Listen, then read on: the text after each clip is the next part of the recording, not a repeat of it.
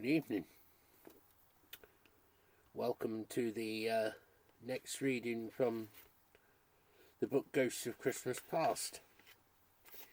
It's the fifth story in the book, but it's the fourth one we've read because I've already read E. Nesbitt's The Shadow.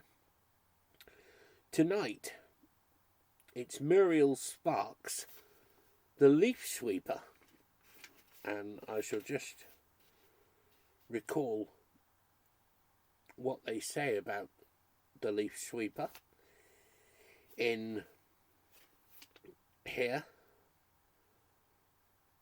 Let's just you wouldn't believe it. I can't find it.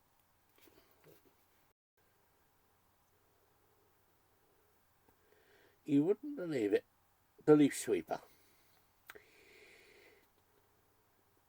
So the wasp writers as austere and waspish as Muriel Spark, they jostle in these pages with the foppish and jolly Jerome K. Jerome.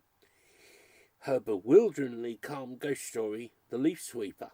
The ghost is still alive in his Christmas entertainment. The phantom likes to tempt boozers and strangle carol singers in The Ghost of the Blue Chamber, which is Jerome K. Jerome. So the Leaf Sweeper the ghost is still alive in his Christmas. Yes, it's bewilderingly calm. So like Dinner for One, I hope this one is slightly longer than the previous two. It doesn't look too long. In fact, I think it might be another short one.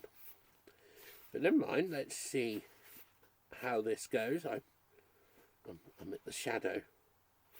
Now I'm at last night's one, so I apologise for this. So The Leaf Sweeper by Muriel Spark. Behind the town hall, there is a wooded parkland which, towards the end of November, begins to draw a thin blue cloud right into itself. And as a rule, the park floats in this haze until mid-February. I pass every day and see Johnny Geddes in the heart of this mist sweeping up the leaves. Now and again he stops and, jerking his long head erect, looks indignantly at the pile of leaves as if it ought not to be there. Then he sweeps on. This business of leaf sweeping he learnt during the years he spent in the asylum. It was the job they always gave him to do, and when he was discharged the town council gave him the leaves to sweep. But the indignant movement of the head comes naturally to him, for this has been one of his habits since he was the most promising and buoyant and vociferous graduate of his year. He looks much older than he is, for it is not quite 20 years ago that Johnny founded the Society for the Abolition of Christmas. Johnny was living with his aunt then. I was at school, and in the Christmas holidays, Miss Geddes gave me her nephew's pamphlet, How to Grow Rich at Christmas. It sounded very likely, but it turned out that you grow rich at Christmas by doing away with Christmas, and so pondered Johnny's pamphlet no further. But it was only his first attempt. He had, within the next 3 years, founded his Society of Abolitionists. His new book, Abolish Christmas or We Die, was in great demand at the public library, and my turn for it came at last. Johnny was really convincing this time, and most people were completely won over until after they had closed the book. I got an old copy for 6pence the other day, and despite the lapse of time, it still proves conclusively that Christmas is a national crime. Johnny demonstrates that every human unit in the kingdom faces inevitable starvation within a period inversely proportional to that in which 1 in every 6 industrial productivity units, if you see what he means, stops producing toys to fill the stockings of the educational intake units. He cites appalling statistics to show that 1.024% of the time squandered each Christmas in reckless shopping and thoughtless church-going brings the nation closer to its doom by 5 years. I'm glad this is fiction. A few readers protested, but Johnny was able to demolish their muddled arguments. And meanwhile, the Society for the Abolition of Christmas increased. But Johnny was troubled. Not only did Christmas rage throughout the kingdom as usual that year, but he had private information that many of the Society's members had broken the oath of abstention. He decided then to strike at the very roots of Christmas. Johnny gave up his job on the Drainage Supply Board. He gave up all his prospects and, financed by a few supporters, retreated for 2 years to study the roots of Christmas. Then, all jubilant, Johnny produced his next and last book, in which he established either that Christmas was an invention of the early fathers to propitiate the pagans, or it was invented by the pagans to placate the early fathers. I forget which. Against the advice of his friends, Johnny entitled it Christmas and Christianity. It sold 18 copies. Johnny never really recovered from this, and it happened about that time that the girl he was engaged to, an ardent abolitionist, sent him a pullover she had knitted for Christmas. He sent it back enclosing a copy of the Society's rules, and she sent back the ring. But in any case, during Johnny's absence, the Society had been undermined by a moderate faction. These moderates finally became more moderate, and the whole thing broke up. Soon after this, I left the district, and it was some years before I saw Johnny again.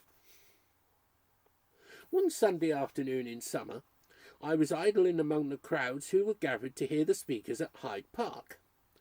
One little crowd surrounded a man who bore a banner marked Crusade Against Christmas. His voice was frightening. It carried an unusually long way. This was Johnny. A man in the crowd told me Johnny was there every Sunday, very violent about Christmas, and that he would soon be taken up for insulting language. As I saw in the papers, he was soon taken up for insulting language. And a few months later, I heard that poor Johnny was in a mental home because he had Christmas on the brain and couldn't stop shouting about it. After that, I forgot all about him until 3 years ago in December. I went to live near the town where Johnny had spent his youth. On the afternoon of Christmas Eve, I was walking with a friend, noticing what had changed in my absence and what hadn't. We passed a long, large house, once famous for its armoury, and I saw that the iron gates were wide open. "They used to be kept shut," I said. "That's an asylum now," said my friend. "They let the mild cases work in the grounds and leave the gates open to give them a feeling of freedom." "But," said my friend, "they lock everything inside. Door after door, the lift as well, they keep it locked." While my friend was chattering, I stood in the gateway and looked in. Just beyond the gate was a great bare elm tree. There I saw a man in brown corduroys, sweeping up the leaves. Poor soul, he was shouting about Christmas. "That's Johnny Geddes," I said. "Has he been here all these years?" "Yes," said my friend as we walked on. "I believe he gets worse at this time of year." "Does his aunt see him?" "Yes, and she sees nobody else." We were in fact approaching the house where Miss Geddes lived. I suggested we call on her. I had known her well. "No fear," said my friend. I decided to go in all the same, and my friend walked on to the town. Miss Geddes had changed, more than the landscape. She had been a solemn, calm woman, and now she moved about quickly and gave short, agitated smiles. She took me to her sitting room, and as she opened the door, she called to someone inside. "Johnny, see who's come to see us." A man dressed in a dark suit was standing on a chair fixing holly behind a picture. He jumped down. "Happy Christmas," he said. "A happy and a merry Christmas indeed, I do hope," he said. "You're going to stay for tea, as we've got a delightful Christmas cake, and at this season of goodwill. I would be cheered indeed if you could see how charmingly it's decorated. It has Happy Christmas in red icing, and then there's a robin, and Johnny, said Miss Geddes. "You're forgetting the carols." "The carols," he said. He lifted a gramophone record from a pile and put it on. It was The Holly and the Ivy. "It's The Holly and the Ivy," said Miss Geddes. "Can't we have something else? We had that all morning." "It is sublime," he said, beaming from his chair and holding up his hand for silence. While Miss Geddes went to fetch the tea and he sat absorbed in his carol, I watched him. He was so like Johnny that if I hadn't seen poor Johnny a few moments before sweeping up the asylum leaves, I would have thought he really was Johnny. Miss Geddes returned with the tray, and while he rose to put on another record, he said something that startled me. "I saw you in the crowd that Sunday when I was speaking at Hyde Park." What a memory you have," said Miss Geddes. "It must be 10 years ago," he said. "My nephew has altered his opinion of Christmas," she explained. "He always comes home for Christmas now, and don't we have a jolly time, Johnny?" "Rather," he said. "Oh, let me cut the cake." He was very excited about the cake. With a flourish, he dug a large knife into the side. The knife slipped, and I saw it run deep into his finger. Miss Geddes did not move. He wrenched his cut finger away and went on slicing the cake. "Isn't it bleeding?" I said. He held up his hand. I could see the deep cut, but there was no blood. Deliberately, and perhaps desperately, I turned to Miss Geddes. "That house up the road," I said. "I see it's a mental home now. I passed it this afternoon." "Johnny," said Miss Geddes, as one who knows the game is up, "go and fetch the mince pies." He went, whistling a carol. "You passed the asylum," said Miss Geddes warily. "Yes," I said. "And you saw Johnny sweeping up the leaves?" "Yes." We could still hear the whistling of the carol. "Who is he?" I said. "That's Johnny's ghost," she said. "He comes home every Christmas. But," she said, "I don't like him. I can't bear him any longer, and I'm going away tomorrow. I don't want Johnny's ghost. I want Johnny in flesh and blood." I shuddered, thinking of the cut finger that could not bleed, and I left before Johnny's ghost returned with the mince pies. Next day, as I had arranged to join a family who lived in the town, I started walking over about noon. Because of the light mist, I didn't see at first who it was approaching. It was a man waving his arm to me. It turned out to be Johnny's ghost. "Happy Christmas! What do you think?" said Johnny's ghost. "My aunt has gone to London. Fancy, on Christmas Day, and I thought she was at church. And here I am without anyone to spend a jolly Christmas with, and, of course, I forgive her, as is a season of goodwill. But I'm glad to see you, because now I can come with you, wherever it is you're going, and we can all have a happy—" "Go away," I said, and walked on. It sounds hard, but perhaps you don't know how repulsive and loathsome is the ghost of a living man. The ghosts of the dead may be all right, but the ghost of mad Johnny gave me the creeps. "Clear off," I said. He continued walking beside me. "As it's the time of goodwill, I make allowances for your tone," he said, "but I'm coming." We had reached the asylum gates, and there in the grounds I saw Johnny sweeping the leaves. I suppose it was his way of going on strike, working on Christmas Day. He was making a noise about Christmas. On a sudden impulse, I said to Johnny's ghost, "You want company?" "Certainly," he replied. "It's the season of—" "Then you shall have it," I said. I stood in the gateway. "Oh, Johnny!" I called. He looked up. "I've brought your ghost to see you, Johnny." "Well, well," said Johnny, advancing to meet his ghost. "Just imagine it." "Happy Christmas," said Johnny's ghost. "Oh, really?" said Johnny.